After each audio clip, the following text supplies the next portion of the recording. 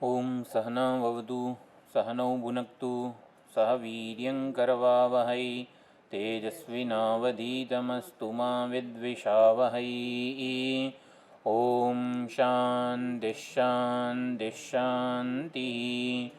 ओम यो ब्रह्माणं विदधाति पूर्वं यो वै वेदांश्च प्रहिणोति तस्मै तं हदेवमात्मबुद्धिप्रकाशं मुमुक्षुर्वै शरणमहं प्रपद्ये।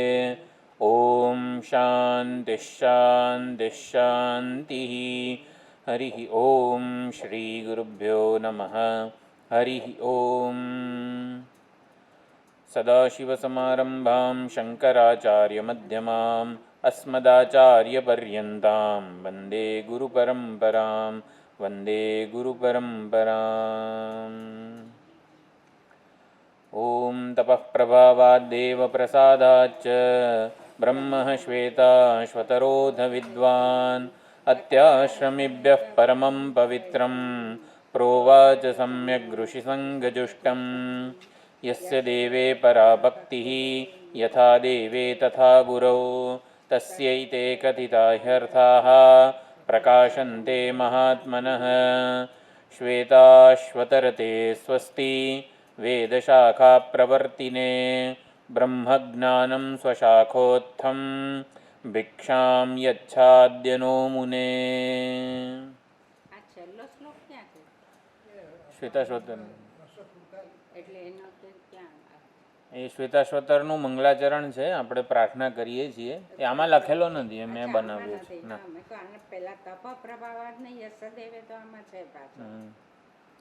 એટલે શ્વેતાશ્વતર ઋષિને પ્રાર્થના કરી છે, શ્વેતાશ્વતર શાખામાં રહેલું બ્રહ્મજ્ઞાન અમને ભિક્ષા રૂપે પ્રદાન કરો, એવું છે.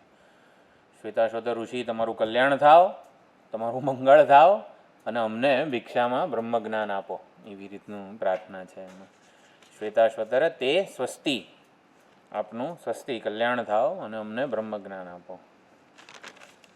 તો પાન નંબર, જો ગઈ વખતની વિચારણામાં એક મહત્ત્વનો મુદ્દો એ હતો, આમ તો 54મા પાના સુધી આવ્યા છીએ આપણે. વિદિતે નાસ્તિ વેદ્યમ છે, એના ઉપર ઘણો વિચાર થયો. અને અજ્ઞાન તિમિર રોગ, તિમિર દૃષ્ટિ, તિમિર એટલે મોતિયાબિંદુ વગેરે હોય તો એક જ વસ્તુ બે જ રૂપે જણાય. બે જણાય, બે થઈ જાય એવું નથી, બે રૂપે જણાય છે. એક જ વસ્તુ બે રૂપે જણાય છે. ન અત્ર કાર્ય વિચારણા, એક આ બહુ મહત્ત્વની વસ્તુ હતી. અજ્ઞાન તિમિર, અજ્ઞાનરૂપી આ દોષને લીધે આપણને એક જ ચૈતન્ય જીવ અને ઈશ્વર વગેરે રૂપે જણાઈ રહ્યું છે. બે ભેદ, જુદાઈ વગેરે જણાઈ રહી છે. અનેક જીવો વગેરે જણાઈ રહ્યા છે. અજ્ઞાન તિમિર દોષ છે. અને માટે ન અત્ર કાર્ય વિચારણા, રજ્જુ સર્પ વગેરેનું કારણ આપણે શોધવાનું નથી. જગત કેમ છે, જીવોની અનેકતા કેમ છે, આટલું બધું વિવિધતા, વિષમતા વગેરે કેમ છે, એનું કારણ શું છે, મને આ સુખ દુઃખ થાય છે એનું કારણ શું છે, આપણને કારણ શોધવું છે. કે જેથી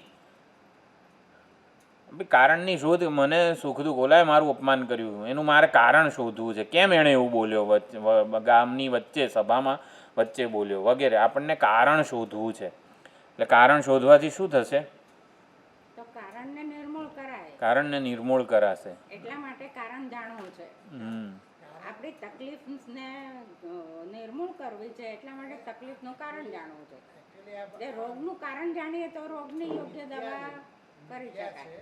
જગત આપણી સાથે જે વ્યવહાર થઈ રહ્યો છે એ સંપૂર્ણ મિથ્યા છે. એટલે એનું કારણ શોધવાની જરૂર નથી, કારણમાં પડવાની જરૂર જ નથી.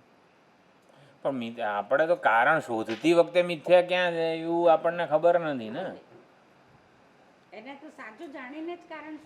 ઘટનાને સત્ય માનીએ છીએ, અપમાનને સત્ય માનીએ છીએ અને એના કારણને શોધવાનો પ્રયત્ન કરીએ છીએ.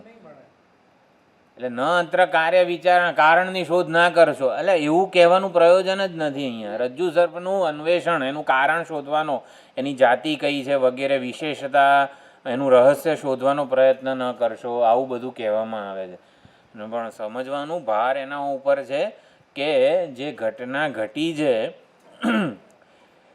એટલે માયા છે એનું કારણ, એટલે કે જગતના મિથ્યાત્વના નિશ્ચયને દ્રઢ કરવા માટે કીધું કે જગત માયાનું કાર્ય છે. માટે આમાં બધા જ પ્રકારના આશ્ચર્ય, ચમત્કાર બધું જણાઈ શકે છે. કંઈ કારણ ન હોવા છતાં પણ રજ્જુ સર્પ જણાય છે ને. કોઈ ઠોસ સાચું વ્યાવહારિક કારણ નથી રજ્જુ સર્પનું. કંઈ મંદ અંધકાર હતો માટે જણાયો, બધાને ક્યાં જણાય છે મંદ અંધકાર હોય તો? અમુક જણને જ કેમ જણાયો? એટલે કે સમજવાનું એ છે, કારણની શોધ કરીને વેદાંતનું એમાં કંઈ પ્રદાન નથી એમ. વેદાંતનું મુખ્ય પ્રયોજન છે કારણની શોધ કરતાં અટકીએ. શેના માટે? કારણ કે રજ્જુ સર્પ અનિર્વચનીય છે, માયાનું કાર્ય છે. એવી રીતે જગતમાં આપણને જે અનુભવો થાય છે, ન અત્ર કાર્ય વિચારણા, જગતના અનુભવો જેને થાય છે ને એ પણ અનિર્વચનીય જ છે. જેને થાય છે અહંકાર કહો, જીવ કહો વગેરે, એ પણ અનિર્વચનીય છે. એટલે માયા છે, માયાનું કાર્ય છે આ જગત. માટે ગમે તે ઘટી શકે છે કારણ વગર, કોઈ પ્રકારની સામગ્રી વગર જગતની ઘટનાઓ ઘટી શકે છે. માટે એમાં કોઈ સાચી આલંબન વગેરે સલામતી કે લાગણીઓ આપણી જોડવાની નથી. એટલે જગતના અનુભવો જે થતા હોય, વ્યવહાર વગેરે જે થતો હોય, એમાં આપણે લાગણીઓ વગેરે જોડવાની નથી. વેદાંત અહીંયા એ પહોંચાડવા માગે છે. ન અત્ર કાર્ય વિચારણા, રજ્જુ સર્પને સત્ય માનીને એનું કારણ કે રહસ્ય શોધવાનું નથી. આપણે કારણ, રજ્જુ સર્પ આપણને જે અપમાન સાચું લાગ્યું, દુઃખ થયું, એને સાચું માનીને કારણ શોધીએ છીએ, એ નથી કરવાનું. અંતિમ સત્ય નથી આપણને જે અનુભવાતું હોય, એટલે જીવપણું સત્ય નથી વગેરે. સાપને સત્ય માનીને વિચાર નથી કરવાનો. એમ હું સુખી દુઃખી કરતા ભોગતા જીવ છું, અલ્પ છું, બિચારો બાપડો છું વગેરે, ઈશ્વર મારા કરતાં જુદો છે, આ ભેદભાવને જુદાઈને સત્ય માનીને આપણે આ વિચાર કરવાનો નથી વેદાંત શાસ્ત્રનો. એટલે જીવપણાનો બાધ કરવા માટે, જગતનો બાધ કરવા માટે જ માયાને ઇન્ટ્રોડ્યુસ કરેલી છે વેદાંતે. ભાઈ માયા છે, છોડો, ભગવાન જાણે એનું જે કારણ હોય એમ. આપણે કારણ મળવાનું જ નથી. રજ્જુ સર્પનું કોઈ સાચું કારણ નહીં મળે. મંદ અંધકારના, સાપના સંસ્કારના અંત, એને કોઈ સાચું કારણ નથી. અને અનિર્વચનીય જ કીધું છે. તો બધાને જણાવવો જોઈએ ને રજ્જુ છે તો. ના, કારણત્વનો જ બાદ કરવો છે. માટે માયાને ઇન્ટ્રોડ્યુસ કરેલી છે. અનિર્વચનીય વસ્તુ છે.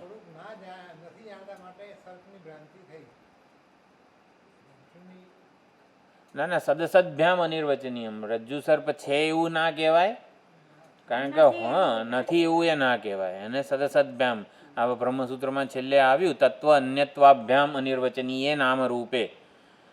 એટલે ટૂંકમાં છે એવું એ ના કહેવાય, નથી એવું એ ના કહેવાય. એટલે એના આધારે કોઈ નિર્ણય. રજ્જુ તો છે ને, રજ્જુ સર્પ નથી પણ રજ્જુ તો છે ને. પણ ભલે ને રહ્યું રજ્જુ, શું વાંધો છે? એ તો નિર્દોષ જ છે ને. એટલે અધિષ્ઠાનની પ્રમાણે એટલા માટે મહત્વ, જે જણાય છે માયા છે. હા, એનું જેને લીધે જણાય છે એવું નથી કહેવા માંગતા. એનું જે અધિષ્ઠાન છે, ભાવ અભાવ બંનેનું અધિષ્ઠાન છે, એ જ સત્ય છે. એટલે અહીંયા જગતને સત્ય માનીને, જીવ ભાવને સત્યતા આપીને આપણે કશી વિચારણા કરવાની નથી. જગતની ઘટનાનું કોઈ સાચું કારણ મળી શકે એમ નથી. બધું માયા છે. ભગવાન જાણે જે કારણ હોય એ. માયા થકી જીવ ભાવ અને જગત જણાય છે.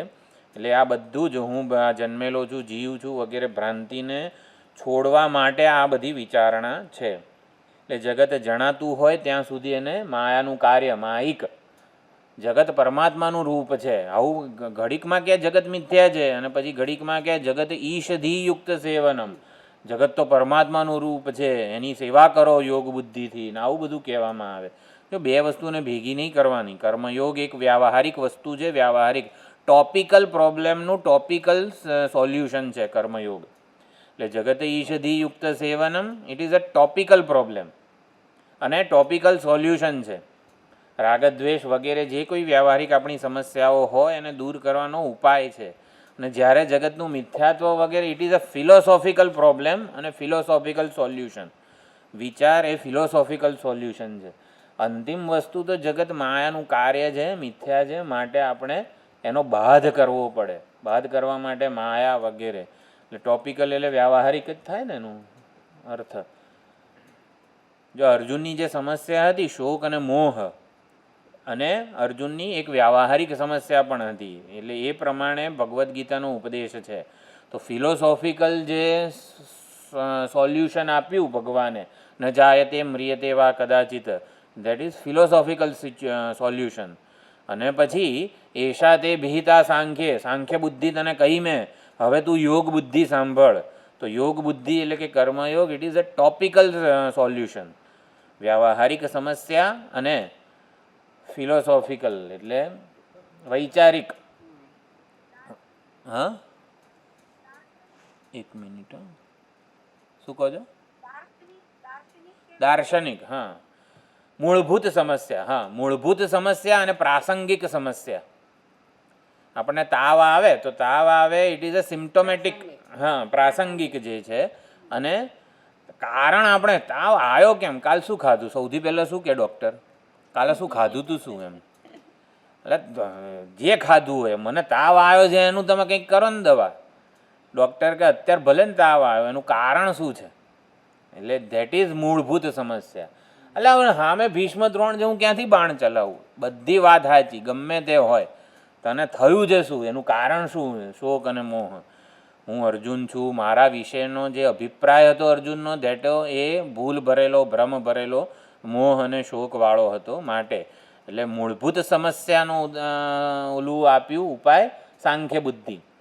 પણ એનાથી આપણે ધારો કે એનાથી સોલ્વ થઈ જવું જોઈએ. મૂળભૂત સમસ્યા છેક ત્યાં ઓલા પ્રોબ્લેમ આગળ જ તીર મારીએ તો પછી તાવ ના આવે. પણ આપણને એટલું એ મૂળભૂત ઉપાય કામ કરે એના માટે જરૂરી એક માનસિક સ્વાસ્થ્ય વગેરે પણ હોવું જોઈએ. તો એના માટે ટોપિકલ જે પ્રાસંગિક ઉપાય, સિમ્ટોમેટિક ટ્રીટમેન્ટ. સિમ્ટોમેટિક સિમ્ટમ શું છે, ભાઈ તાવ આવ્યો છે, તો સિમ્ટોમેટિક ઉપાય આપવામાં આવે ને, જે ફર્સ્ટ એડ.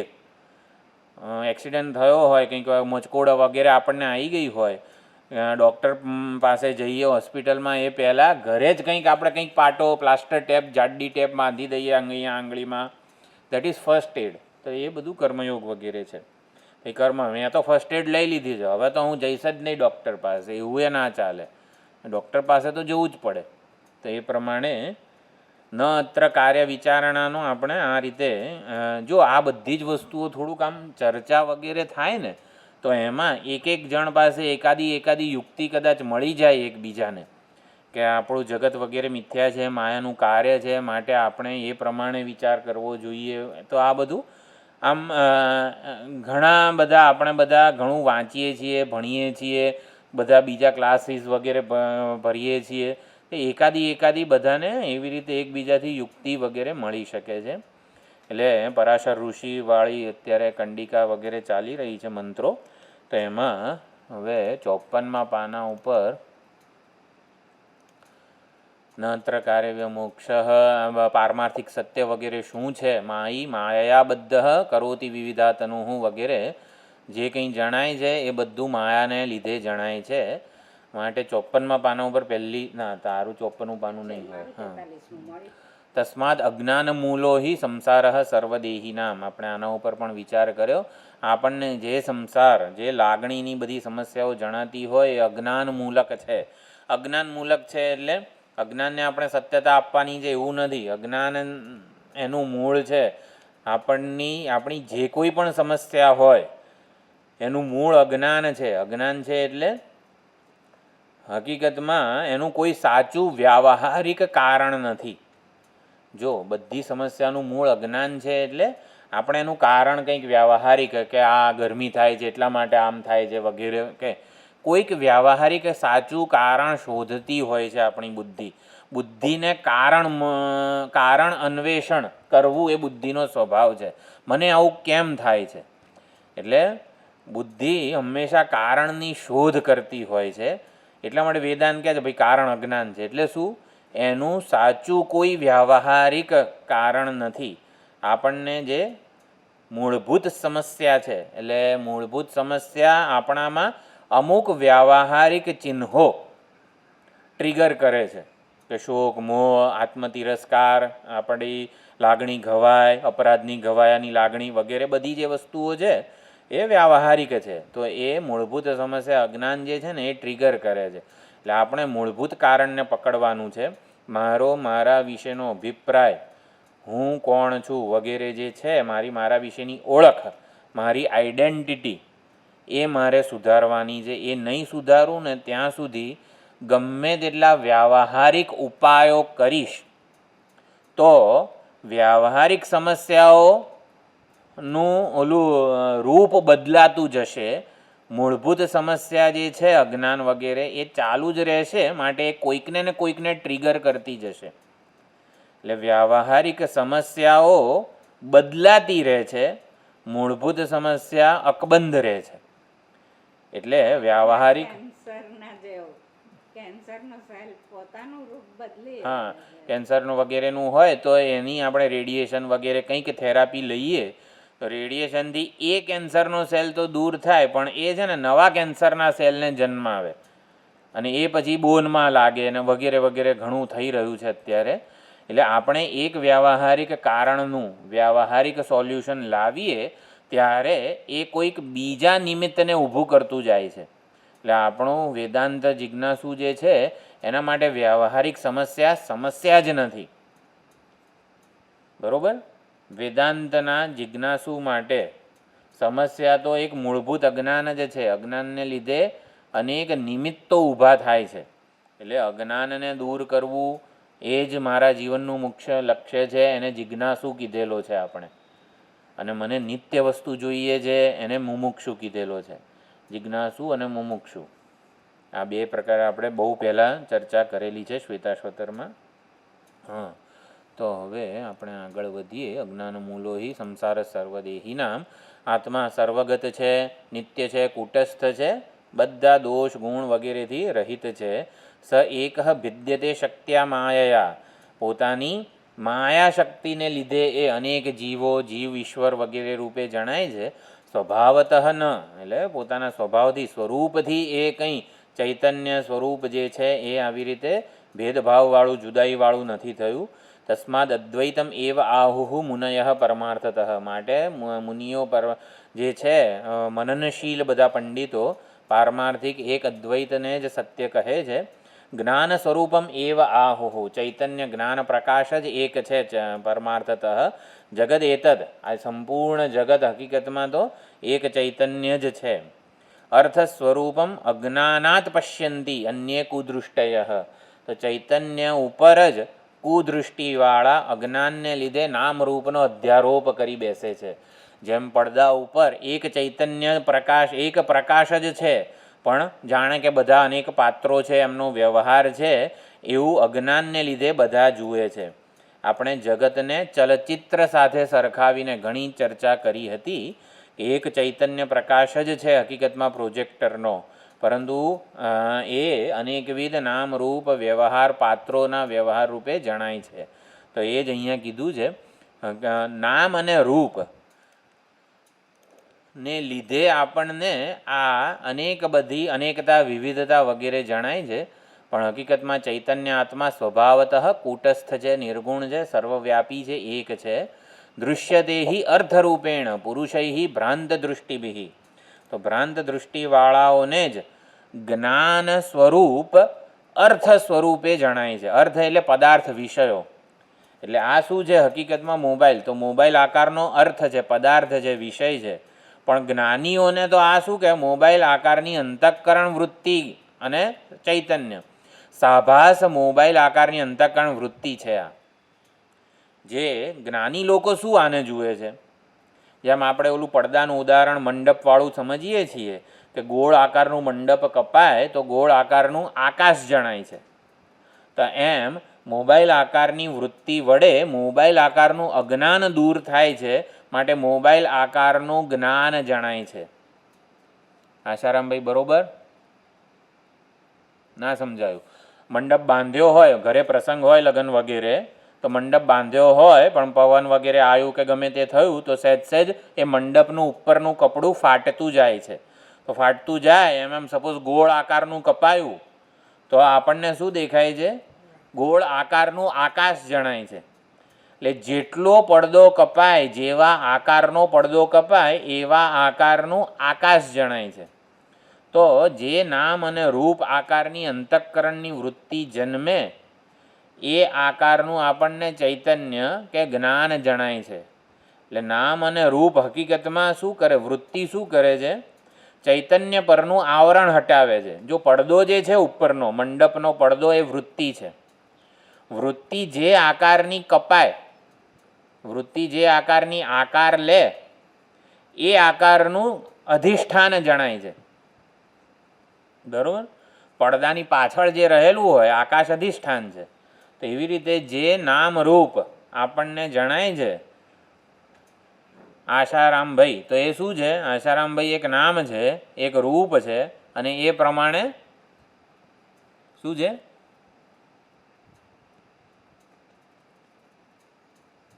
ચૈતન્ય છે. એટલે આપણે આપણી ઓળખ શું આપવાની? આશારામ એવું એક નામ અને રૂપ આકારવાળું ચૈતન્ય છું હું. એટલે ખાલી એક નામ અને રૂપવાળી જ ઓળખ નહીં આપવાની. એ ચૈતન્ય આડેનો પડદો એટલે કે અજ્ઞાન દૂર કરે છે.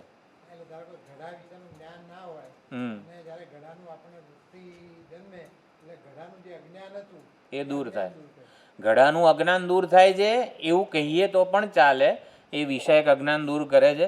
અથવા તો ચૈતન્ય સ્વરૂપ જે છે પરમાત્મા એમાંથી ઘટાકાર વૃત્તિ ઘટ આકારનું અજ્ઞાન દૂર કરે છે. એટલે પરમાત્મા જ ઘટ આકાર રૂપે, ઘટ નામ રૂપે જણાય છે. વૃત્તિ અવચ્છિન્ન ચૈતન્ય જે છે, ઘટાકાર વૃત્તિ અવચ્છિન્ન ચૈતન્ય જે છે એ જણાય છે આપણને. બહુ બધી આપણે પંચદશીમાં આ બધી ઘણી બધી ચર્ચા કરેલી છે. એટલે આપણે નામ અને રૂપ વગેરેને અંતિમ જે માની બેઠા છીએ, હું આ છું, આપણું નામ છે વગેરે, પણ એ હકીકતમાં આપણી ઓળખ છે. કઈ છે? વ્યાવહારિક ઓળખ જ છે. અહીંયા જો અહીંયા કીધું ચૈતન્ય આત્મા સ્વભાવતઃ કૂટસ્થ નિર્ગુણ દૃશ્યતે હિ અર્થરૂપેણ પુરુષૈ ભ્રાંત દૃષ્ટિભિ. તો ભ્રાંત દૃષ્ટિવાળા પુરુષો જ એ ચૈતન્ય સ્વરૂપને આ અર્થ રૂપે, વિષય રૂપે, પદાર્થ રૂપે જોઈ રહ્યા છે. યદા પશ્યતિ ચ આત્માનમ કેવલમ પરમાર્થતઃ. અને કેવળ પરમાર્થ સ્વરૂપે જે ચૈતન્ય છે એને જે જુએ ત્યારે આ દ્વૈત વગેરે જે છે એ નિવૃત્ત થાય છે. અહીંયા એક વસ્તુ સમજી લેવાની, નામ અને રૂપ વગેરેની ચર્ચા આવી ને જે પાના નંબર 54. તો આટલું બધું નામ વગેરે પહેલાં સુવર્ણ જ હોય. ઝવેરીની દુકાનમાં સુવર્ણના બધા અનેક બધા અલંકારો વગેરે હતા. એણે જુદા જુદા ઘાટ ઘડેલા હતા. આપણે ઉદાહરણ આપેલું છે ને. પછી કોઈ ગ્રાહક લેવા ગયો કે મને પેલું સોનું આપો, પેલું સોનું આપો. તો કે કયું સોનું? પેલું પેલું કરે છે. તો ભાઈ ગળામાં પહેરાય એવું સોનું આપો. અચ્છા, ગળામાં પહેરાય એવું. એટલે એને ગળામાં પહેરાય એવું સોનું આપ્યું. અને એક ગ્રાહક ગયો, બીજો ગ્રાહક આવ્યો, એ મને ઓલું સોનું આપો, ઓલું સોનું. એટલે કયું ઓલું ઓલું? તો એમ કરીને છેવટે ઝવેરી કંટાળ્યો. અને દરેકે દરેક પેલું ઓલું વગેરે જે હોય ઉપયોગ પ્રમાણે ઝવેરીએ નામ આપ્યા. કે ભાઈ જો ગળામાં પહેરાય ને એને હાર કહેવાય, કમરમાં પહેરાય એને કંદોરો કહેવાય. બરાબર? એટલે નામ અને રૂપનું સર્જન કોણે કર્યું? ઝવેરીએ. જેથી શું થાય? વ્યવહાર થાય. અને પેલું ઓલું વગેરે બધું.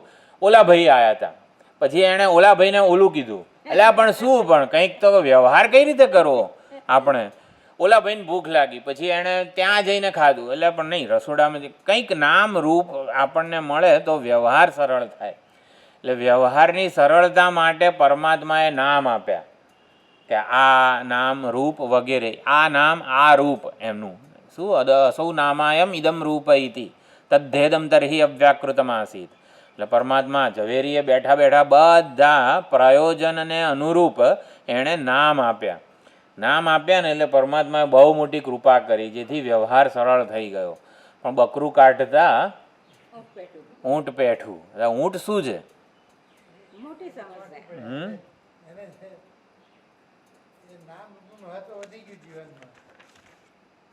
નામરૂપનું મહત્વ વધી ગયું. બકરું કાઢતા ઊંટ પેઠું, એ બરોબર છે ને? તો બકરું કાઢતા બકરું શું હતું? આ ઓલું આપો ને તેલું આપો ને બધું જે કંઈ હોય વ્યવહારની એક સમસ્યા હતી. તો બકરું કાઢતા ઊંટ પેઠું. તો ઊંટ શું છે? નામરૂપ જ સર્વસ્વ થઈ ગયું. આશારામભાઈ, ઊંટ શું છે?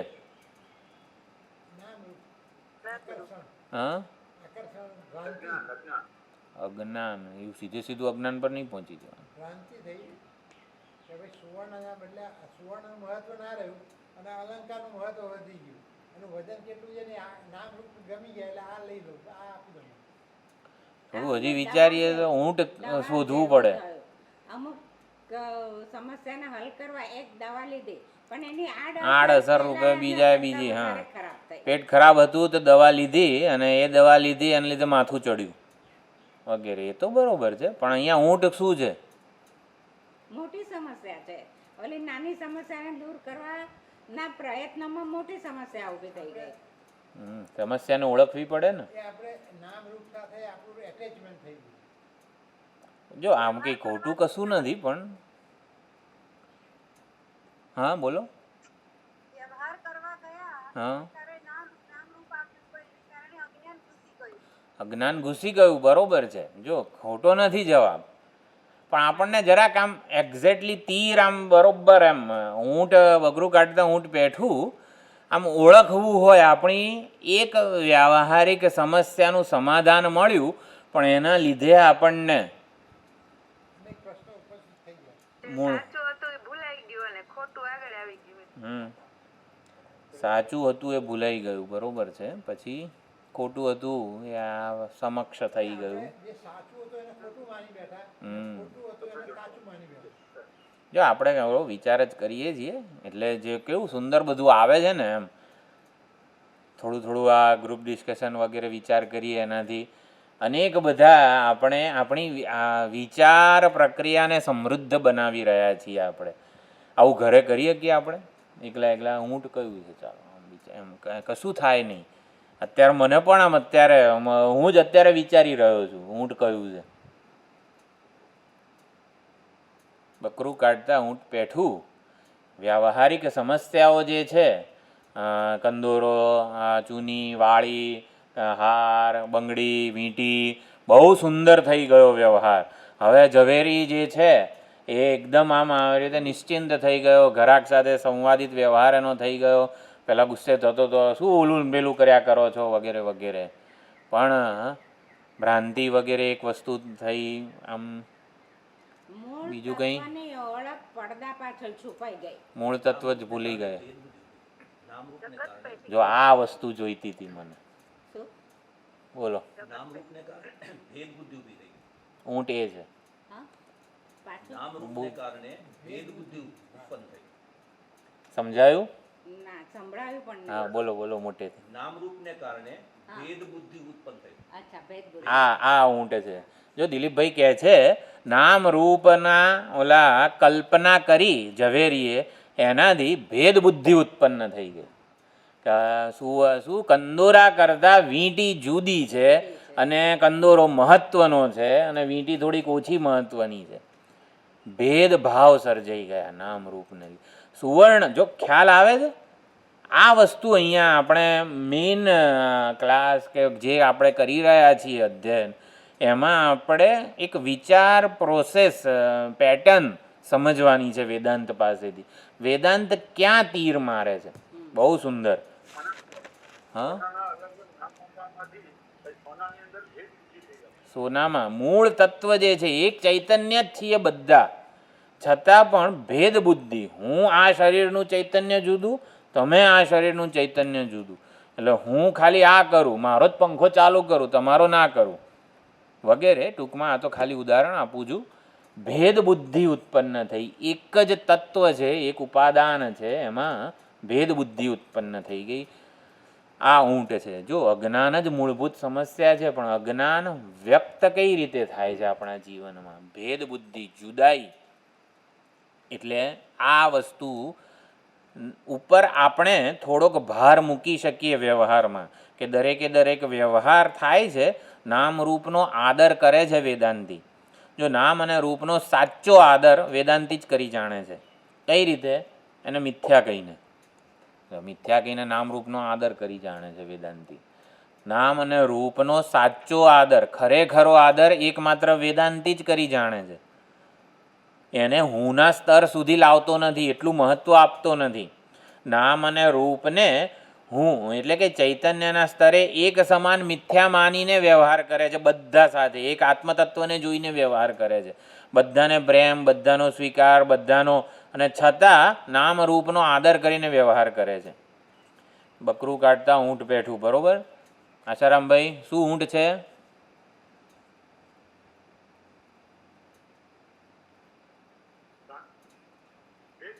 હા, એવું આમ ગોખેલો આન્સર નહીં કરવાનો. હા, આમ જરાક આપણે વિચારવાનું કે હા ઊંટ કયું પેઠું, શેના લીધે આ ઊંટ વગેરે, જે એક સમસ્યાના સમાધાનમાં બીજી મોટી સમસ્યા આવી ગઈ વગેરે. એટલે નામરૂપને સત્ય માનવાના લીધે એને હુંના સ્તર સુધીની મહત્તા આપવાના લીધે ભેદ વગેરે જન્મી ગયા, એટલે ભેદની કલ્પના થઈ.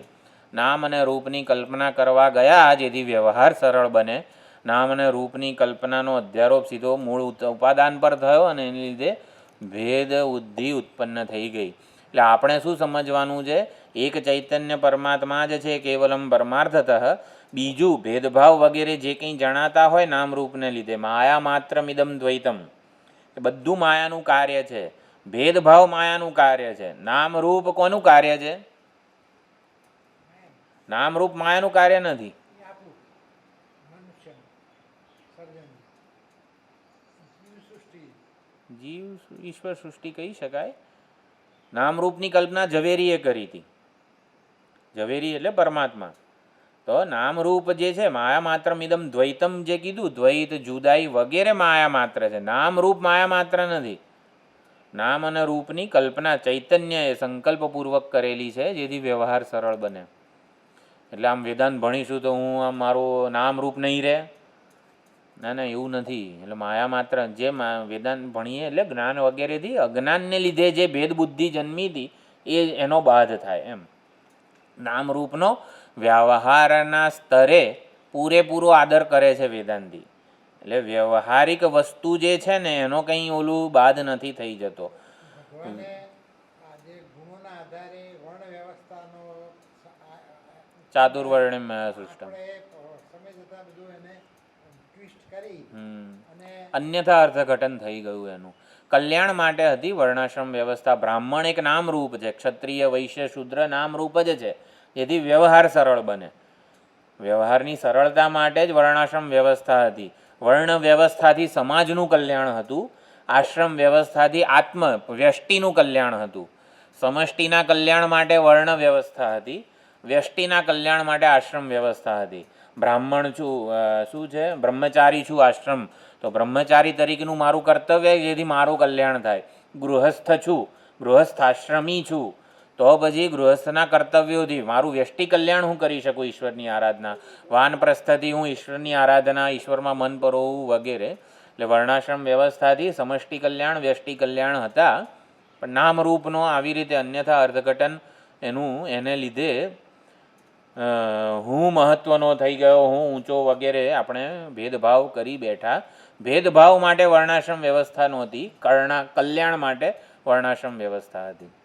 હા, તો માયા માત્ર મિદમ, માયા એટલે ભેદ બુદ્ધિ જે દ્વૈત જે છે ને એ માયા માત્ર છે. તદા ભવતી નિર્વૃત. તો પારમાર્થિક જે ચૈતન્ય સ્વરૂપ પરમાત્માનું દર્શન કરીએ જ્યારે, ત્યારે ભેદ બુદ્ધિ જતી રહે. તદા ભવતી નિર્વૃત. તસ્માત વિજ્ઞાનમ એવ અસ્તિ, માટે વિજ્ઞાન એક વિજ્ઞાન પરમાત્મા જ છે. ન પ્રપંચો ન સંસ્કૃતિ, પ્રપંચ સત્ય નથી. નામરૂપાત્મક દૃશ્ય પ્રપંચ, નામરૂપાત્મક દૃશ્ય પ્રપંચ મિથ્યા છે. સંસાર સંસ્કૃતિ કર્મફળની ગતિ વગેરે પણ મિથ્યા છે. એવમ શ્રુત્યાદિના નામાદિ કારણ ઉપન્યાસ મુખેન, જો હવે અહીંયા થોડુંક આવશે સુંદર રીતે ઉપસંહાર થાય છે. એવમ આ પ્રમાણે શ્રુત્યાદિના, શ્રુતિ સ્મૃતિ પુરાણ વગેરેના ઉદ્ધરણોથી નામાદિ કારણ ઉપન્યાસ મુખેન, નામાદિ જે કારણ છે એનો ઉપન્યાસ, ઉપન્યાસ એટલે પ્રસ્તુત કરવામાં આવ્યા. ભાઈ નામને લીધે આપણને ભેદ બુદ્ધિ વગેરે જન્મી છે અજ્ઞાનને લીધે. એટલે નામાદિ કારણ ઉપન્યાસ મુખેન સ્વરૂપેણ ચ બાધિતત્વાદ પ્રપંચસ્ય મિથ્યાત્વમ અવગમ્યતે. તો આ બધું કારણ વગેરે દુઃખ વગેરેની કારણ શું છે? તો ભાઈ નામાદિ કારણનો ઉપન્યાસ થયો એટલે આ પ્રમાણે નામાભિધાન કરવાથી વ્યવહાર તો સરળ થઈ ગયો, પરંતુ આપણે ભેદ બુદ્ધિ કરી બેઠા. આ નામ કરતાં આ નામ જુદું છે એનો વાંધો નથી, પરંતુ આ નામવાળું તત્વ આ નામવાળા તત્વથી જુદું છે. એટલે વીંટીમાં રહેલું સુવર્ણ બંગડીમાં રહેલા સુવર્ણ કરતાં જુદું છે. આ ઉપાધિમાં રહેલું ચૈતન્ય આ સામેની ઉપાધિના ચૈતન્ય કરતાં જુદું છે. બોલનારો જુદો છે, સાંભળનારો જુદો છે. આવું થઈ ગયું. આને ઊંટ કહેવાય ને ભેદ બુદ્ધિ કહેવાય. એટલે ઉપજાવેલું છે આ બધું. ભેદ બુદ્ધિ એ ઉપજાવવામાં આવેલી છે અજ્ઞાનને લીધે. અને ભેદ દર્શન જે છે એ જ આ દુઃખ વગેરે જન્માવે છે. દુઃખનું એક જ કારણ ભેદ બુદ્ધિ છે, બીજું કોઈ દુઃખનું કારણ નથી. એટલે દાંત દુખે છે એમાં ભાઈ ભેદ બુદ્ધિ ક્યાં આવી આપણને? એટલે આ દુઃખનું કારણ વેદાંત જ્યારે કહેતું હોય ત્યારે સમજવાનું ફિલોસોફી મૂળભૂત સમસ્યા કઈ છે. દાંતનો દુખાવો વગેરે જે છે વ્યાવહારિક સમસ્યા છે, ટોપિકલ પ્રોબ્લેમ છે. આપણે ફંડામેન્ટલ પ્રોબ્લેમની અહીંયા વાત કરી રહ્યા છીએ, શોક અને મોહ વગેરે. તો એ આ વેદાંત અહીંયા સમજાવે છે ભેદ બુદ્ધિ. ભેદ બુદ્ધિને લીધે બધી જ પ્રકારની લાગણીઓ જન્મે છે. જ્યારે એક સુવર્ણ તત્વના દર્શન હોય ત્યારે કેવી સુંદર અને સંવાદિત લાગણીઓ જન્મે, પરંતુ ભેદ દર્શન હોય ત્યારે જ આ લાગણીઓમાં બધો વિરોધ, ઓછું, કોઈકની ઓછી કિંમત, કોઈની વધારે કિંમત, કોઈકનો વધારે સારો ઉપયોગ, કોઈનો સામાન્ય ઉપયોગ વગેરે, એ બધું ભેદ દર્શન જે છે. ઉપયોગ તો નામરૂપ પ્રમાણે થાય, પરંતુ આ મહત્વનું છે. આ નામ અને આ આકારવાળું આ પ્રયોજનવાળું સુવર્ણ મહત્વનું છે. આ નામ આકાર પ્રયોજનવાળું સુવર્ણ થોડું ઓછું મહત્વનું છે. આને ભેદ બુદ્ધિ કહેવાય. એટલે ચૈતન્યમાં જે જન્મે છે ભ્રમ, સુવર્ણને જે ભ્રમ જન્મે કે કંદોરામાં હું મહત્વનો છું અને નાકની વાળીમાં હું ઓછું મહત્વનો છું, કે ઢંકાઈ જાય છે વગેરે, દૃશ્ય થતો નથી. એટલે સુવર્ણમાં જે જન્મે છે એને ભ્રમ, કલ્પના, ભેદ, દ્વૈત વગેરે કહેવામાં આવે છે. ચૈતન્યમાં જન્મેલા ભ્રમને દ્વૈત કીધેલું છે, ભેદભાવ કીધેલો છે. એટલે વસ્તુ તો ચૈતન્ય જ છે, નામ જુદા છે. હા, તો આકાર વગેરેને લીધે આપણને બંનેના આકાર તો જુદા છે ને, કંદોરો અને નાકની વાળી. તો કંદોરાનો આકાર જુદો છે, તો આકાર તો સત્ય છે ને.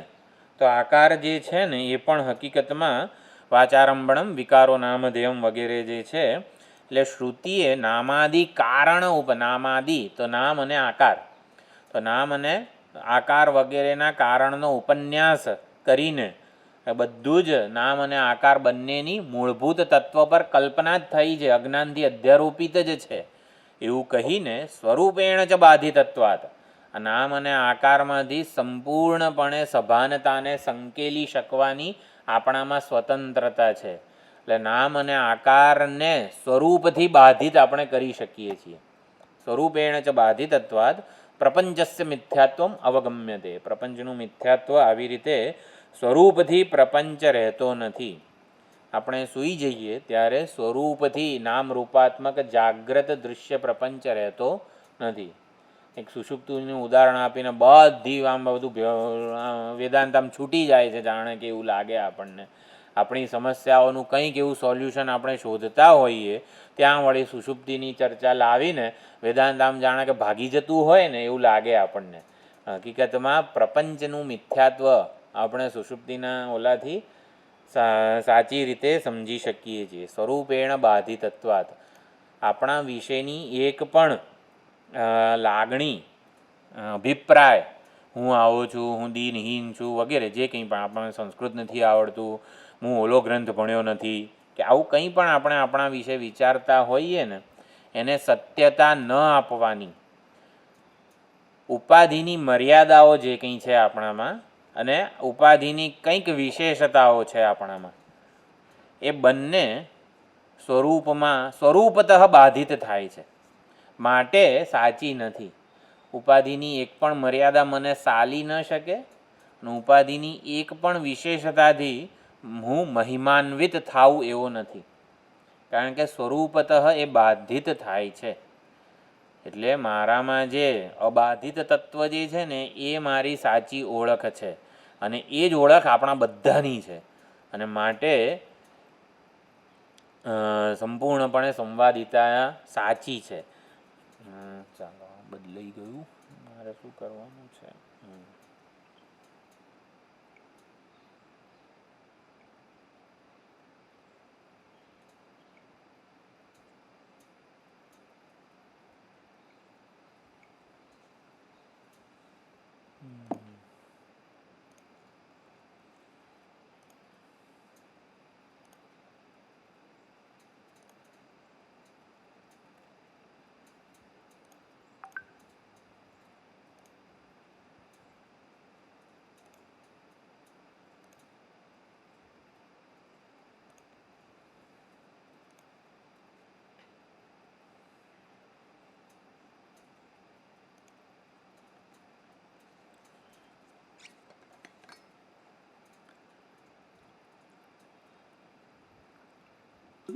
Recording in progress.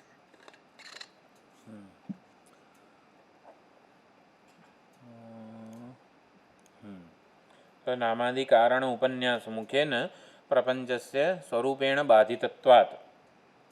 નામાદિ કારણ એટલે આવી રીતે અધ્યારોપ માત્ર થયો છે અને પ્રપંચ સ્વરૂપથી બાધિત થાય છે. સુષુપ્તિમાં પ્રતીતિ પણ રહેતી નથી, જાગ્રતનું કશું સ્વપ્નમાં રહેતું નથી, સ્વપ્નનું કશું જાગ્રતમાં આવતું નથી. માટે અત્યારે જાગ્રતમાં જે વિનાશ પામવાની વસ્તુ છે, જાગ્રતમાં જેમ કે જે કંઈ પણ આપણી ઓળખ, આપણું સામર્થ્ય, આપણી મર્યાદાઓ અને વિશેષતાઓ, એમાં બધું આવી જાય છે. આપણી એકે મર્યાદા એવી ને એવી કાયમ રહે છે, આપણી એક પણ વિશેષતા એવી ને એવી કાયમ રહે છે. બાદ થાય છે ને માટે સાચી નથી એમ, એ મારામાં સાચી નથી. જો પ્રતીતિ તો ત્યારે પણ સુષુપ્તિમાંય નથી રહેતી, એટલે મારામાં જે, એટલે આ પ્રમાણે સમજવાનું છે કે પ્રતીતિ વગેરે જે છે એ જ્યાં ઉપાધિની મર્યાદા હોય કે ઉપાધિની વિશેષતા હોય, કાયમ એવી ને એવી રહેતી નથી ને માટે મિથ્યા છે. તો આ પ્રમાણે સમજ્યા. હવે આગળ સૌ બાધ્ય પ્રપંચસ્ય મિથ્યાત્વમ અવગમ્યતે અસ્થૂલાદિલક્ષણસ્ય બ્રહ્મણ તદ વિપરીત સ્થૂલ આકાર મિથ્યા ભવિતુમર્હતિ. તો અહીંયા પૂર્વ પક્ષી એવું કહે, ધારો કે જગત ક્યાંથી મિથ્યા હોય? પૂર્વ પક્ષી અહીંયા એવું કહે છે કે જગત, તમે બધી વાત સાચી, જગત મિથ્યા છે એવું ના કહેવાય, કારણ કે અલંકારો મિથ્યા છે એવું જ્યારે કહેવામાં આવે વેદાંતી, ત્યારે પૂર્વ પક્ષી એવું કહે છે સ્વપ્નમાં અલંકારો જણાય ને તો મિથ્યા કહેવાય. છીપમાં જણાતી ચાંદી મિથ્યા કહો ને તો હજી બરોબર છે, પણ ઝવેરીની દુકાનમાં જઈને જે ચાંદીને બધું જે અમે એને વેચીએ કે ખરીદીએ તો મફતમાં જ કોઈ હાલતું નથી ને, એ ક્યાંથી તમે મિથ્યા કહો છો? સ્વપ્નના લાડુ મિથ્યા કહો તો બરોબર છે, મારી અત્યારે થાળીમાં લાડુ પીરસાયો હોય ને કે મિથ્યા છે, એવું થોડું ચાલતું હશે. એટલે આ એક પૂર્વ પક્ષી અહીં કે જગત મિથ્યા નથી, જગત રૂપે તો આવી રીતે આ જે જણાય છે એ સત્ય જ છે. સાચી ચાંદીમાંથી બનાવેલા ઘરેણાં તો સાચા કહેવાય ને. છીપમાંની ચાંદી જણાતી હોય એમાંથી ચાલો આપણે ઘણા બધા ઘરેણાં બનાયા, એ મિથ્યા કહેવાય. સાચી ચાંદીમાંથી જે ઘરેણાં બનાયા એ તો સાચા કહેવાય કે નહીં? એકચ્યુઅલી સ્તર અલગ છે, વ્યવહારિક સ્તર અને ના ના, આ પ્રશ્નનો જવાબ, સાચી ચાંદીમાંથી બનાવેલા ઘરેણાં વ્યવહારિક સ્તરે સાચા કહેવાય. વ્યવહાર જવાબ દો, ખાલી આનો જવાબ હા કે નામાં આમાં, હા બરોબર ને? એટલે સાચી ચાંદીમાં, જો આ પૂર્વ પક્ષી પૂછે છે, આપણે મત નથી. એટલે પૂર્વ પક્ષી એવું કહે છે કે તમે વાત સાચી છે કે ભાઈ બધું જગત મિથ્યા, પણ જગત ક્યાંથી જન્મેલું છે? જો જગત એમને અધ્ધરતાલ આવ્યું હોય તો મિથ્યા જ અમે સ્વીકારીએ, પણ જગત ક્યાંથી આવ્યું છે? સત્ય બ્રહ્મમાંથી જ આવ્યું છે ને. પરમાત્માએ જગતનું સંકલ્પપૂર્વક સર્જન કર્યું વગેરે કહો છો તમે. બ્રહ્મ કે ઈશ્વર જે છે એણે જગતનું સર્જનહાર છે, પાલનહાર છે. એટલે જેમાંથી જન્મેલું છે, છીપમાંની ચાંદી મિથ્યા છે, પરંતુ સાચી ચાંદી, અરે ઘરેણાં બન્યા હોય તો સાચા ને એમ. એટલે સત્ય બ્રહ્મમાંથી બનેલું, સાચા એવા ઈશ્વરમાંથી બનેલું જગત તો સાચું જ હોય ને. અસ્તિત્વનો આધાર અસ્તિત્વનો આધાર જે છે એ તો સત્ય છે, માટે જગત સત્ય હોવું જોઈએ એવું નહીં, એનું પોતાનું સ્વતંત્ર અસ્તિત્વ નથી, નથી, માટે મિથ્યા કહ્યું. માટે મિથ્યા છે. એટલે હવે અહીંયા હા બોલો. જગત માયામાંથી આવ્યું છે, બ્રહ્મમાંથી નથી આવ્યું. હા ભાઈ વાત સાચી બોલ્યા. પૂર્વ પક્ષીનો પ્રશ્ન એ હતો કે સત્ય બ્રહ્મમાંથી જન્મેલું કલ્પનાપૂર્વક જન્મેલું જગત તો સાચું હોય ને, ત્યારે વેદાંતિ જે ભૂપેન્દ્રભાઈ બોલ્યા એ જ પ્રમાણે કહે છે અજ્ઞાનાત અજ્ઞાન પ્રભવમ સર્વમ જ્ઞાનેનૈવ પ્રવિલીયતે. એટલે જગત જે છે આપણે એવું કહીએ કે બધા વિશિષ્ટાદ્વૈતીઓને બધા જે હોય એ જગતને પણ સત્ય માને, કારણ કે જગતના સર્જનહાર પરમાત્મા સત્ય છે.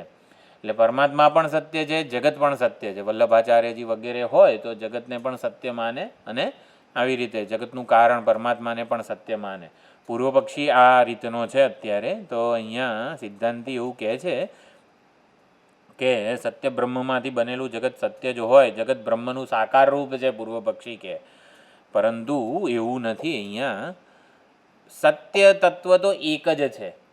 એટલે એ જ વસ્તુ જે બે ચંદ્રમાં જે દેખાતા હોય આપણને, તો એ એક ચંદ્રમાંથી બે ચંદ્રમાં આમ જન્મ્યા છે એવું કહેવાય કે એ તો અજ્ઞાનરૂપી તિમિર દ્રષ્ટિ તો કે દોષને લીધે બે ચંદ્રમાં જન્મ્યા છે કે બે ચંદ્રમાં દેખાય છે.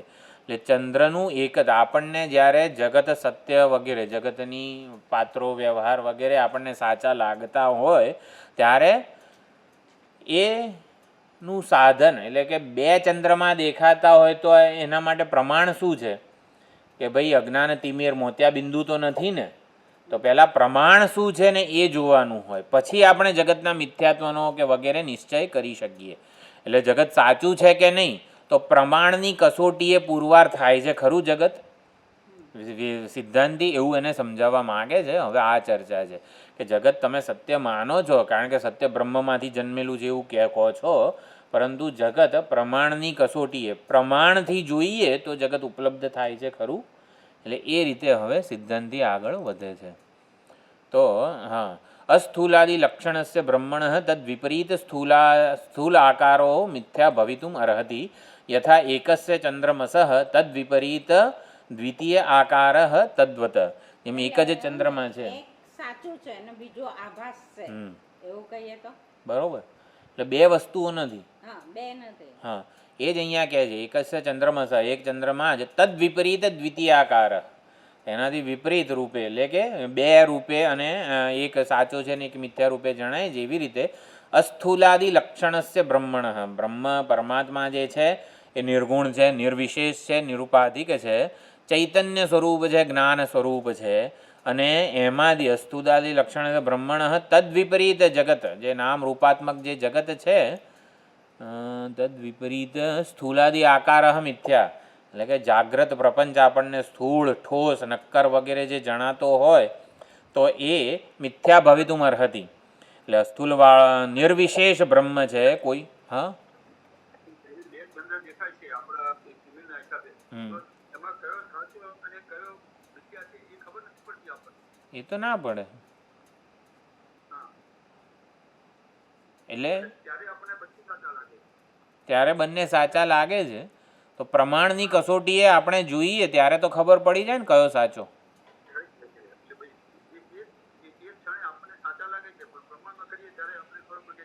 તો બેમાંથી કયો સાચો એ પ્રમાણથી ખબર પડે આપણને.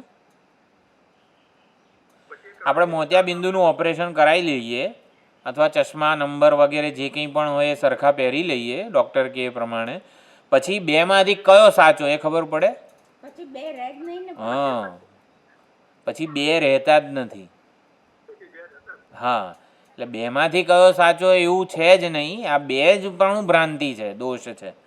એટલે પ્રમાણની કસોટીએ જગત જ રહેતું નથી, જગત નામરૂપ વગેરેની સત્યતા ખરી પડે છે.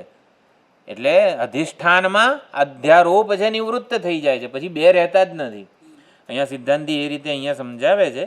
નિર્વિશેષ હોય જો અધિષ્ઠાન સત્ય તત્વ મૂળ બ્રહ્મ જે છે પરમાત્મા એ નિર્વિશેષ હોય તો જણાતી સર્વ વિશેષતાઓ, અનેકતાઓ, વિવિધતાઓ, નામ રૂપ આ બધી જ વસ્તુઓ મિથ્યા હોવી જોઈએ. મિથ્યા ભવિતુમ અર્હતિ એવું અહીંયા કીધેલું છે. એટલે બ્રહ્મ જો વિશેષતાવાળું દેખાય એ માત્ર ભ્રાંતિ જ છે. એટલે ચૈતન્ય જે છે આ પ્રોજેક્ટરના પડદા વગેરે ઉપર આપણે જો જગતરૂપી ચલચિત્ર જોતા હોઈએ તો જગતરૂપી ચલચિત્ર એટલે જાણે કે પડદો જ આપણને અનેક બધા રંગો, અનેક બધા પાત્રો, અનેક બધા વ્યવહારવાળો જણાઈ રહ્યો હોય, સફેદ પડદો અધિષ્ઠાન, તો આપણે શું સમજવાનું કે મૂળભૂત જે પડદો જે છે એ તો નિરંગ સફેદ રંગનો જ છે, એના ઉપર કોઈ આવી રીતે રંગો ચોંટ્યા જ નથી. એટલે જેટલી મૂળભૂત તત્વ સત્ય બ્રહ્મ નિર્વિશેષ જ છે. જેટલાય વિશેષતાવાળા રૂપો છે ને એ મિથ્યા હોવા જોઈએ. એટલે સત્યનો નિશ્ચય પ્રમાણથી કરવો પડે. તો પ્રોજેક્ટર વગેરેના ઉદાહરણમાં પણ જ્યારે આપણે સત્યનો નિશ્ચય કરવો હોય, પ્રમાણનો નિશ્ચય કરવો હોય, અનેક બધા રંગીન પાત્રો, વ્યવહાર વગેરે જણાતું હોય તો સાચું છે એ બધું? જો આગ લાગે તો પડદો બળી જવો જોઈએ, વરસાદ પડે તો પડદો ભીંજાઈ જવો જોઈએ, પણ નથી થતું. એટલે અધ્યારોપ જ છે. પ્રમાણની કસોટીએ એવું ને એવું વસ્તુ કઈ રહે છે? પડદો. હા, એટલે કે જે કોઈ વિશેષતા નથી એવો પડદો જ એવો ને એવો રહે છે. એટલે બાધ કોનો નથી થતો એ પ્રમાણની કસોટી કહેવાય. કે જેનો બાધ ન થાય ને એ સત્ય હોય. તો આવી રીતે જગતમાં બધા જ નામ રૂપ બદલાયા જ કરે છે. તો નિર્વિશેષતા, એક તત્વ વગેરે એનો આધાર એવો ને એવો રહે છે. એટલે એ જ સત્ય હોવું જોઈએ. જીવ જગત ઈશ્વર બધા વિશેષતાવાળા રૂપો જ છે, માટે ભ્રાંતિથી જ કલ્પાયેલા છે. એક ચૈતન્ય જ વગેરે સત્ય છે એવું અહીંયા સિદ્ધાંતિ કહેવા માગે છે. તો હા, અસ્થૂલાદિ લક્ષણસ્ય બ્રહ્મણ તદ વિપરીત સ્થૂલ આકાર મિથ્યા. અસ્થૂલમ, અનણુ વગેરે જે બ્રહ્મનું નિર્વિશેષ સ્વરૂપનું શ્રુતિએ પ્રતિપાદન કર્યું બૃહદારણ્યકમાં, આપણે ભણી ગયા છીએ. અસ્થૂલમ, અનણુ વગેરે વગેરે. તો એ પ્રમાણે આ બધી જ વસ્તુઓ મિથ્યા હોવી જોઈએ. એના સિવાયનું જે છે એ બધું વિશેષતાઓ મિથ્યા હોવી જોઈએ. વ્યાવહારિક સ્તરે રહેલી વસ્તુઓ સાપેક્ષ સત્ય હોય છે, નિરપેક્ષ સત્ય નથી હોતી. એ પ્રમાણે તો આવો જ નિશ્ચય બ્રહ્મસૂત્રમાં કરેલો છે. 3જો અધ્યાય 2જો પાદ એનું આ અધિકરણ છે આખું. સૂત્રકૃત મત ઉપન્યાસપૂર્વકમ. સૂત્રકૃત મત એટલે કે બ્રહ્મસૂત્રના કર્તા વેદવ્યાસજીનો જે મત છે એનો ઉપન્યાસ કરીને બ્રહ્મણ નિર્વિશેષત્વ સમર્થનમ. તો બ્રહ્મનું સાચું સ્વરૂપ નિર્વિશેષ જ છે. નિર્વિશેષને જ આપણે ગુજરાતીમાં સમજવું હોય તો નિર્વિશેષ શબ્દ આપણને જાણે કે કોઈ વિશેષતા નથી એની, કોઈ આમ ઇન્ડિવિજ્યુઆલિટી નથી, કોઈ વ્યક્તિત્વ નથી બ્રહ્મનું, એવું બધું કે સમજવા જઈએ, વિશેષતાઓનો બાધ કરીએ, કોઈ વિશેષતા ન હોય, કોઈ નામ ના હોય, રૂપ ન હોય, જાતિ, ક્રિયા, ગુણ, દોષ કંઈ ના હોય. તો નિર્વિશેષ તત્વ એટલે શું? નિર્વિશેષ તત્વ એટલે સર્વ વિશેષતાઓ જેના લીધે જણાઈ રહી છે એને નિર્વિશેષ કહેવાય. જે આકાર જો પોતે નિરાકાર હોય એ જ બધા આકારોનો સમાનતાથી સ્વીકાર કરી શકે. એટલે નિર્વિશેષ તત્વ એટલે બધી જ વિશેષતાઓ જેને લીધે જણાય છે, બધી વિશેષતાઓ જેના પર અધ્યારોપિત છે, બધી જ વિશેષતાઓ જેને લીધે ચરિતાર્થ થાય છે.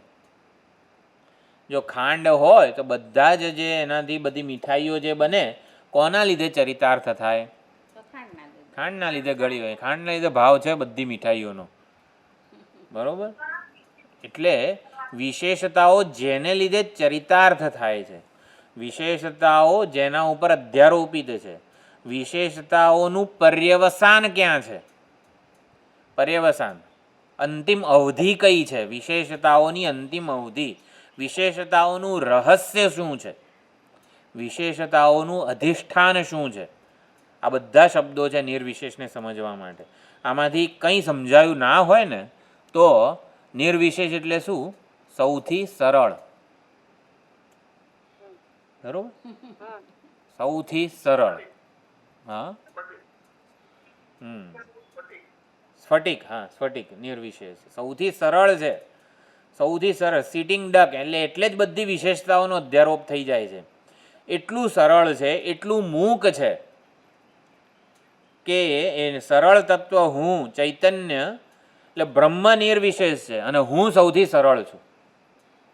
આવી રીતે ઐક્ય સમજાવવામાં આવે છે મહાત્માઓ દ્વારા.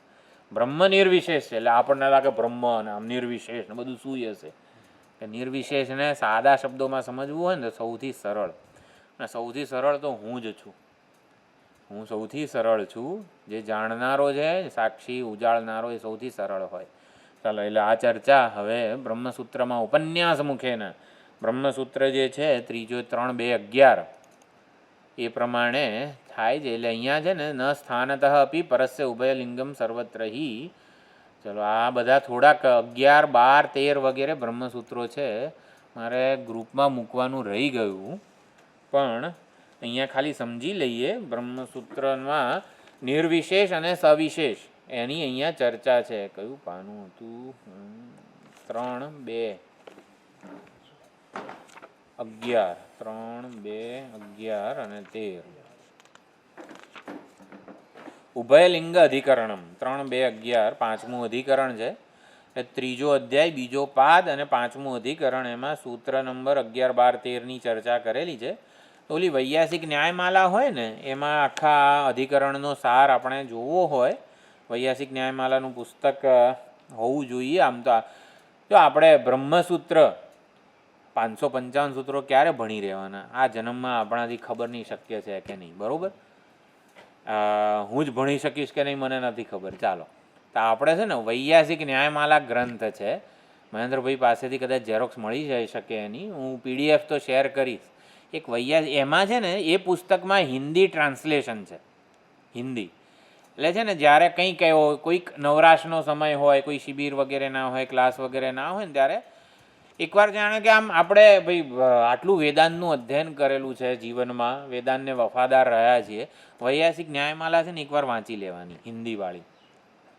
હા, વૈયાસિક ન્યાયમાલા ગ્રંથ છે, બહુ સુંદર છે. વૈયાસિક ન્યાયમાલા શૃંગેરીના અત્યારના જે શંકરાચાર્યજી છે ને એમના ગુરુ ભારતી તીર્થ મુનિએ દરેકે દરેક અધિકરણ જે છે ને કેટલા ટોપિક છે, 155 કે 151 બ્રહ્મસૂત્રમાં 151 વિષયની ચર્ચા છે. 151 કે 153 મને યાદ નથી રહ્યું. તો 151 જે અધિકરણ કહેવાય એ સબ્જેક્ટ મેટર. તો સબ્જેક્ટ મેટર આટલી ચર્ચા છે બ્રહ્મસૂત્રમાં, તો એનું ભાષાંતર છે. એટલે આખા અધિકરણનો સાર વૈયાસિક ન્યાયમાલા કહેવામાં આવે છે. એ એકવાર વાંચી લે એટલે આપણને જાણે કે આ ભગવાન આમ જાય હિસાબ કરે ને આપણા વેદાંત ભણ્યો છે, હા, વૈયાસિક ન્યાયમાલા ભણ્યો કે નહીં, હા ભાઈ જો ભણીને આવ્યો છું, એટલે બીજા જન્મે આપણને બધું બરોબર જે કંઈ હોય એ બધું, હા, એટલે બધી વ્યવસ્થા કરીએ. ઓલો બધો કહે ને એમ, એટલે આ તો જસ્ટ આપણે 555 બ્રહ્મસૂત્રનું બધું અઘરું લાગે કદાચ આપણને, આ ઉંમરે ક્યાં શરૂ કરીએ વગેરે. વૈયાસિક ન્યાયમાલાનું હિન્દી ટ્રાન્સલેશન વાંચી જવાનું એકવાર, એનો પાઠ કરી જવાનો વગેરે જે કંઈ પણ હોય. તો અહીંયા ચર્ચા થઈ છે બ્રહ્મ રૂપી ચ અરૂપી, બ્રહ્મ સવિશેષ છે કે નિર્વિશેષ છે, ભવેત નિરૂપમેવ વા, કે પછી રૂપ વગરનું છે, રૂપવાળું છે કે નિરૂપ છે. તો વિવિધ શ્રુતિ સદભાવાત, બંને પ્રકારની શ્રુતિઓ, સર્વેન્દ્રિય ગુણાભાસમ સર્વેન્દ્રિય વિવર્જિતમ, સર્વેન્દ્રિય ગુણાભાસમ, સર્વ ઇન્દ્રિયો એની છે. ભગવાને કીધું સહસ્ર શીર્ષા પુરુષ, ભગવાનના 1000 હાથ છે, 1000 આંખ છે વગેરે, બધા 1000 માથાઓ છે. અને પછી અસ્થૂલમ અનાણુ અમનાહા અપ્રાણ, એને તો મન પણ નથી, એને તો પ્રાણ પણ નથી, એટલે કે શરીર નથી વગેરે. ઈશાવાસ્યનો 8મો મંત્ર છે, અવ્રણમ ને બધું જે કહી દેલું છે. એટલે ટૂંકમાં બંને પ્રકારની શ્રુતિઓ મળે છે કે જેમાં બ્રહ્મ સર્વરૂપ છે અને બ્રહ્મ અરૂપ છે એમ. તો એમાં દ્વિવિધ શ્રુતિ સદભાવાત બ્રહ્મ સ્યાદ ઉભયાત્મકમ, તો બ્રહ્મ એટલે કે પરમાત્મા સવિશેષ પણ છે અને નિર્વિશેષ પણ છે. એટલે આ વલ્લભાચાર્યજી વગેરે ટૂંકમાં જે વિશિષ્ટાદ્વૈતીઓ, દ્વૈતવાદીઓ અને શુદ્ધાદ્વૈત વગેરે જે કંઈ પણ છે, બંને જગતને પણ સત્ય માને, પરમાત્માને પણ સત્ય માને. તો એનું અહીંયા નિરૂપણ કરેલું છે. નિરૂપમ એવ વેદાંતૈ પ્રતિપાદ્યમ અપૂર્વતઃ, તો અપૂર્વતા શું છે વેદાંતની? નિરૂપમ બ્રહ્મ નિરૂપ એટલે કે નિર્વિશેષ વગેરે જ છે. રૂપમ તું અનુદ્યતે ભ્રાંતમ ઉભયત્વમ હિ વિરુદ્ધતે. ઉભય બે ના હોઈ શકે, એક વસ્તુ બે ના હોઈ શકે. ઉભયત્વમ વિરુદ્ધતે એટલે બ્રહ્મનું સવિશેષ રૂપ અને નિર્વિશેષ રૂપ બે ના હોઈ શકે. સાકાર નિરાકાર, સગુણ નિર્ગુણ વગેરે. સગુણે છે અને નિર્ગુણે છે. પરમાત્મા સગુણ પણ છે અને નિર્ગુણ પણ છે. તો બંને પ્રકારના શ્રુતિના વાક્યો મળતા હોય ત્યારે વેદાંતનો સિદ્ધાંત શું છે બ્રહ્મસૂત્રકારે રજૂ કરેલો છે. સ્વરૂપે નિર્ગુણ જ છે. શિવજી સમાધિસ્થ છે કે તાંડવ નૃત્ય કરે છે? બરોબર ને? શિવજી સમાધિસ્થ છે કે તાંડવ નૃત્ય કરે છે? બેવું કરે છે. જો આ જ બ્રહ્મસૂત્રમાં ચર્ચા છે. આશારામભાઈ, શિવજી સમાધિસ્થ છે કે તાંડવ નૃત્ય કરે છે? જ્યારે મન ભાવે ત્યારે તાંડવ કરે, એવું? પ્રદોષ કાળે તાંડવ કરે ને શિવજી? આદત છે પ્રદોષ.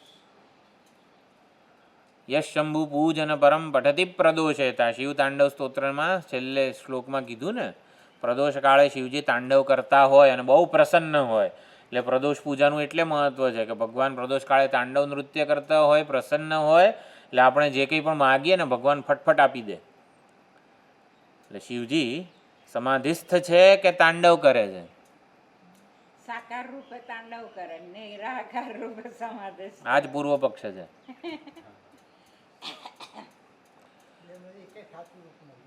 બેમાંથી એકે સાચું નથી. તત્વથી તો સમાધિસ્થ જ છે. હા, ઉપાધિની દ્રષ્ટિએ એનું તાંડવ. થોડુંક જ એકદમ મસ્ત છે. તત્વતઃ સ્વરૂપે તો એ સમાધિસ્થ જ છે. ઔપાધિ રૂપે તાંડવ કરે છે. ઔપાધિક રૂપ છે તાંડવ એમ. એટલે સ્વરૂપે તો સ્ફટિક શુદ્ધ છે, નિરંગ છે. લાલ સ્ફટિક, પીળો સ્ફટિક વગેરે બધું એનું તાંડવ નૃત્ય છે. ઉપાધિ ભેદે એ અનેક પ્રકારના તાંડવ કરે છે. આપણે સમજવાનું સ્વરૂપે તો જેમ સ્ફટિક નિરંગ જ છે અને અનેક રંગવાળો જણાય એનું તાંડવ છે. એટલે એ ખોટું છે, ખાલી જણાય છે નહીં હકીકતમાં. એટલે એક સત્ય છે ને બીજું મિથ્યા છે. એટલે નિર્વિશેષ સ્વરૂપ જ સત્ય છે. સવિશેષ આપણને જણાતું હોય ને તો એ મિથ્યા છે. સ્ફટિક, લાલ સ્ફટિક ને પીળો સ્ફટિક ને ભૂરો સ્ફટિક ને બધું જણાતું હોય તો મિથ્યા જ કહેવાય ને. એટલે તાંડવ મિથ્યા જ છે. ભગવાન કશું તાંડવ કર્મણ્ય કર્મયઃ પશ્યેત. ભગવાન સર્વકર્તા છે, સર્વભોગતા છે, કર્મફળ દાતા છે, કર્માધ્યક્ષ છે. કેટલું સુંદર નિરૂપણ આવે ભગવાનનું. સર્વજ્ઞ છે, સર્વશક્તિમાન છે, સર્વકર્તા છે. બધી ઉપાધિમાં રહીને એ જ બોલનારો છે, બધી ઉપાધિમાં રહીને એ જ સાંભળનારો છે, જોનારો છે. આવું નિરૂપણ આવે એ જ તાંડવ કરી રહ્યો છે. એની સામે જોઈએ તો એ તો બેઠો જ છે, ખાલી કશું જ કરતો નથી, અકર્તા ભોગતા જ છે. એટલે એક સત્ય છે જે સમાધિસ્થ છે. બીજો તાંડવ કરતો જણાતો હોય ને ત્યારે પણ એ તો નિર્વિશેષ જ છે. એટલે કે સવિશેષતા અધ્યારોપિત છે. અજ્ઞાનને લીધે આપણને જણાય છે તાંડવ એટલે કે આપણું એનું સર્વકર્તાપણું, કર્મ કરનારો, કર્મફળ ભોગવનારો, આ બધી વસ્તુઓ અજ્ઞાનને લીધે જ અધ્યારોપિત છે. આ જ વસ્તુ જો શિવજી સમાધિસ્થ છે, વિષ્ણુ ભગવાન ક્ષીરસાગરમાં સૂતા છે, બ્રહ્માજી પણ ધ્યાન જ કરે છે. એટલે જગતનું સર્જન પાલન લય કરનારા ત્રણ દેવો જ કશું કરતા નથી. કંઈક કરતા હોય તો સર્જન પાલન લય કંઈક સાચું હોય ને, પણ સર્જન પાલન લયના અધિષ્ઠાતા દેવતાઓ જ કશું કરતા નથી. તો સર્જન પાલન લય ક્યાંથી સાચું હોય જગતનું? એટલે ટૂંકમાં કહેવામાં એ આવે છે તાંડવ આપણને જણાતું હોય તો એ સાચું નથી, અજ્ઞાનને લીધે જ જણાય છે. શિવજીના સાચા સ્વરૂપને ન જાણીએ ને ત્યાં સુધી તાંડવ સાચું લાગે. એટલે શિવજીના ટૂંકમાં ચૈતન્ય સ્વરૂપ પરમાત્માના સાચા સ્વરૂપને ન જાણીએ ત્યાં સુધી જ વિશેષતાઓ, સગુણ, સવિશેષ, સોપાધિક રૂપો આપણને સાચા લાગે. પણ નિરૂપાધિક સ્વરૂપને જાણી લઈએ ત્યારે એની સત્યતા બાધિત થઈ જાય છે. અહીંયા બ્રહ્મસૂત્રમાં નિશ્ચય થયો છે. સાધન અધ્યાય છે, 5મું અધિકરણ છે, 11 સૂત્રો છે. ઉભયલિંગાધિકરણમ. ઉભયલિંગ એટલે કે સગુણ અને નિર્ગુણ, સવિશેષ અને નિર્વિશેષ બંને પ્રકારનું આપણને નિરૂપણ મળતું હોય શ્રુતિમાં ત્યારે સાચું શું છે? તો કે નિર્વિશેષ સાચું છે. એટલે આપણામાં સગુણ અને નિર્ગુણ આ જે વસ્તુઓ છે ને એની વ્યાખ્યા શું થાય છે? નિર્ગુણ એટલે ગુણ વગરનો, એવી વ્યાખ્યા નથી. બધા ગુણોનો આધાર, ગુણોનું અધિષ્ઠાન. અધિષ્ઠાન. એટલે અધિષ્ઠાન અને આધાર વચ્ચેનો ભેદ આપણે સમજ્યા હતા ને ગયા વખતે. આધાર જે વસ્તુ તો ભિન્ન હોય બંને. અધિષ્ઠાનથી હા, ટેકનિકલ શબ્દ છે આધાર, પણ હા, એ સમજાતા પણ યાદ નથી રહ્યો. દોરી અધિષ્ઠાન છે અને આ છે અંશ છે ને એને આધાર કીધેલો છે. એટલે અધિષ્ઠાનનો જે અંશ અધ્યારોપમાં પણ જણાય, આ સાપ છે એટલે આ છે અંશ છે ને એને આધાર કહેવાય.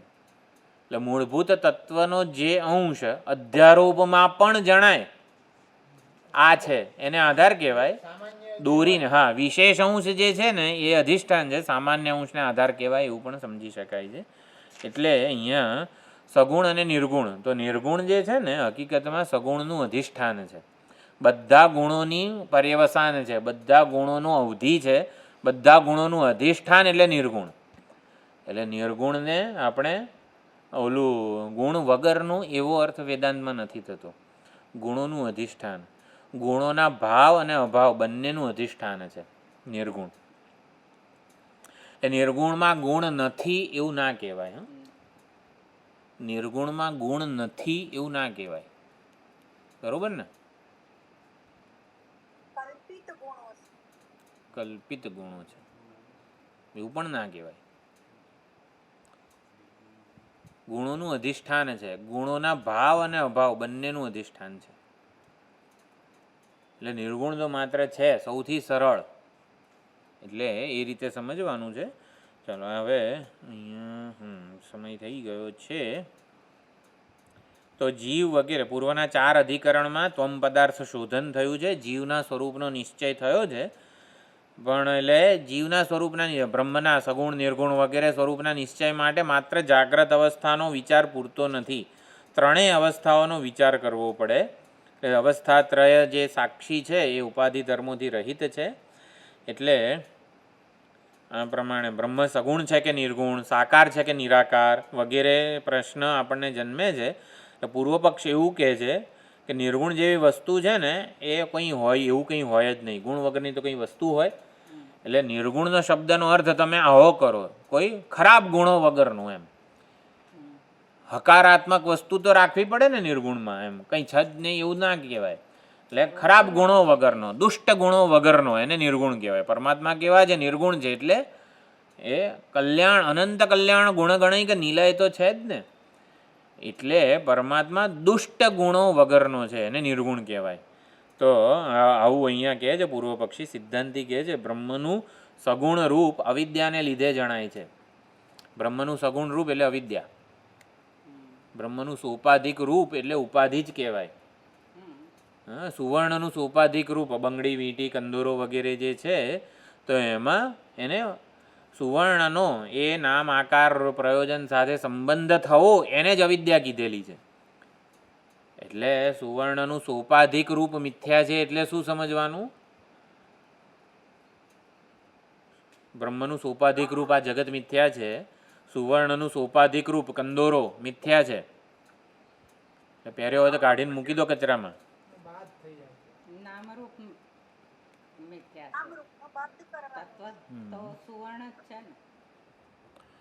હા, એટલે બ્રહ્મનું સોપાધિક રૂપ મિથ્યા છે. આજે અજાતશત્રુ ગાર્ગ્ય બ્રહ્મના સોપાધિક રૂપોની ઉપાસના કરતો હતો અને અજાતશત્રુ બ્રહ્મના નિરુપાધિક સ્વરૂપનું જ્ઞાન ધરાવતો હતો. ત્યારે અજાતશત્રુ એને કીધું ને નૈતાવતા વિદિતમ ભવતી હતી, સોપાધિક રૂપોના જ્ઞાનથી કંઈ બ્રહ્મ જણાયેલું ન થઈ જાય. ત્યારે નિશ્ચય કઈ રીતે કર્યો હતો? નિરુપાધિકનો. એટલે સોપાધિક રૂપ, બ્રહ્મનું સોપાધિક રૂપ અવિદ્યાને લીધે જ જણાય છે. ઉપાધિ જ છે સોપાધિક રૂપે, એટલે એ મિથ્યા જ છે. કંદોરો મિથ્યા છે એટલે નામરૂપ મિથ્યા છે વગેરે જે કહીએ છીએ આપણે, પણ સમજવાનું બ્રહ્મનું સોપાધિક રૂપ મિથ્યા છે. બ્રહ્મનું સોપાધિક રૂપ મિથ્યા છે એટલે સુવર્ણનું સોપાધિક રૂપ કંદોરો મિથ્યા છે.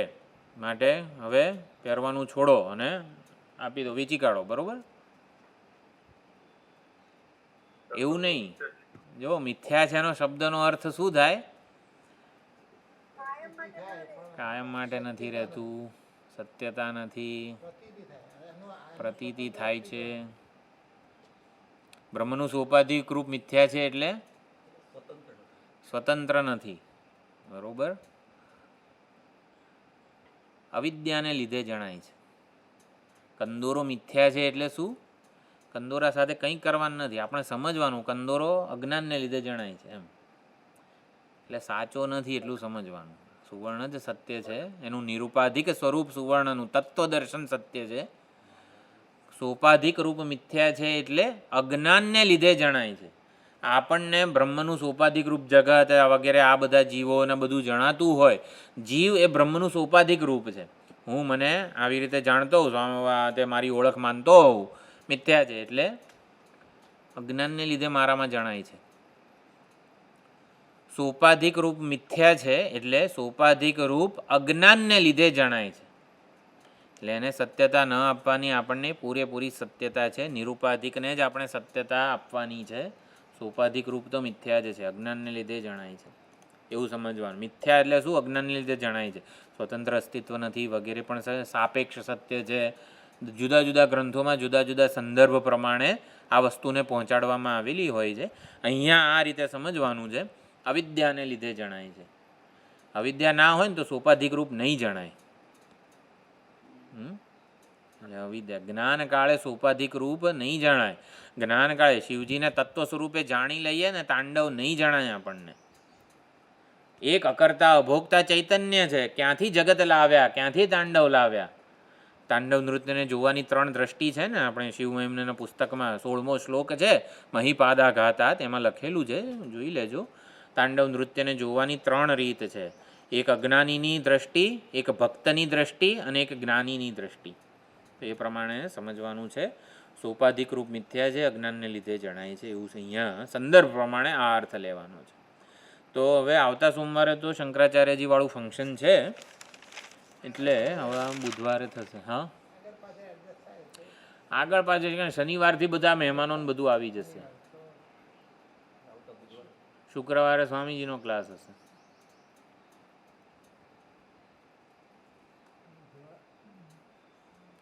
મંગળવારે સ્વામીજીનો ક્લાસ હશે. મંગળવારે કદાચ નહીં હોય, પણ છે ને અહીંયા બધું વાઇન્ડ અપ કરવાનું હશે.